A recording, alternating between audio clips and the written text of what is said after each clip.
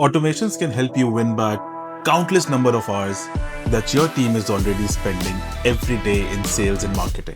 My name is Faizan Riaz and I'm the co-founder of Forward Digital Consultancy. Over the past 13 plus years, my team and I have worked with 300 plus businesses across 17 verticals and 5 regions, and we've helped them deliver millions in revenue just by using digital marketing, right? Automations. Before there were AI agents, there were automations, and even today they're very popular. They're predictable, they're smart, and they're probably the right choice in a lot of use cases. Let's talk about 5 ways you can use automations to help better streamline your sales and marketing processes. Number 1, instant response to new leads via WhatsApp, via email, however you prefer. So when a lead comes in, what typically happens is it is assigned to the agent. Once they see it, then it takes them a couple of hours to research on it, go back and forth, and then decide when they're going to start their initial contact. A study that we did with a couple of our clients and their CRM accounts, we saw that the leads that were contacted within 8 hours of coming inbound were the ones that progressed towards the qualification stages much more as compared to the ones that were left there for at least 24 hours. In lead generation, the speed to lead response basically is what matters a lot. With an automation in place, you can fire up an instant WhatsApp, fire up an instant email. It's dynamic enough to control the same message across whatever the submission came in on. So the first thing that you can automate is the auto WhatsApp and auto email that goes to fresh leads that come inbound, either through the website, either through your Meta campaigns, your Google campaigns, your SEO activity, whatever you're doing. That's the first thing that you can automate. Proposals, presentations, and everything that happens after your call. That's the second thing that you can automate. How we do it internally, just to give you an example, we have Read AI connected. So as soon as a discovery session is completed, that transcript is sent to the automation tool, which summarizes it, picks out the key points, and then based on the proposal and presentation stack that we already have in place, runs through it and creates that customized proposal, has it ready as soon as the meeting ends. All in all, this takes 5 to 7 minutes. And a Google Doc, a Google slide, they're all there in my Google Drive as soon as the meeting ends.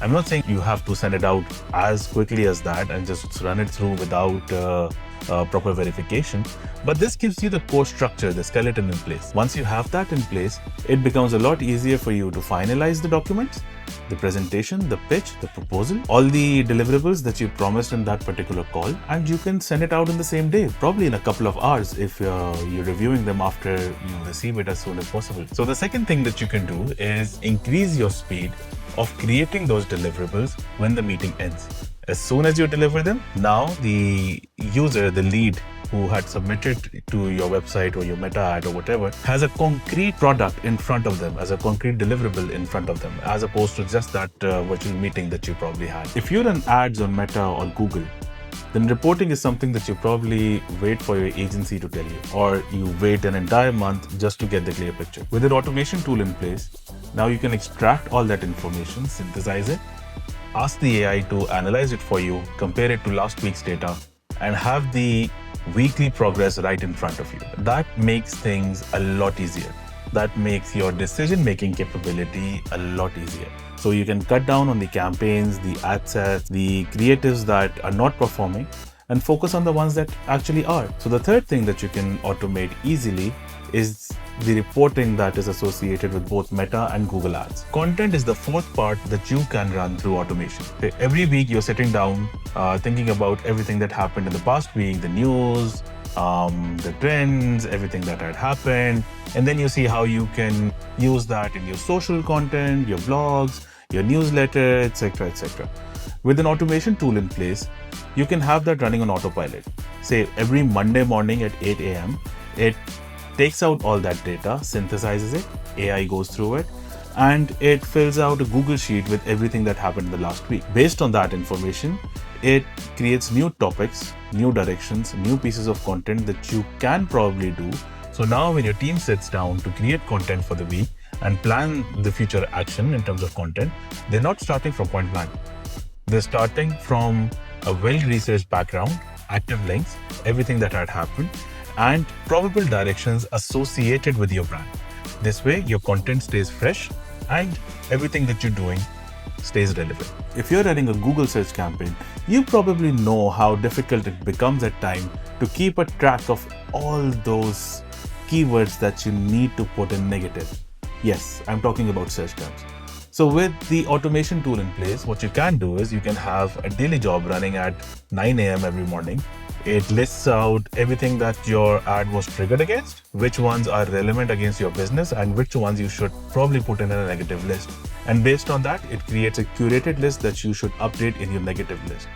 This would help your media planners, your campaign managers, reduce the time it takes for manual interpretation of all the data and manual oversight, especially when it's a larger campaign with a big budget in place, that all the keywords that your ad was triggered against. So really simple, you put in an automation to keep track of all the new search terms that are being triggered and which ones you should put as a negative keyword and also probably add to your campaign.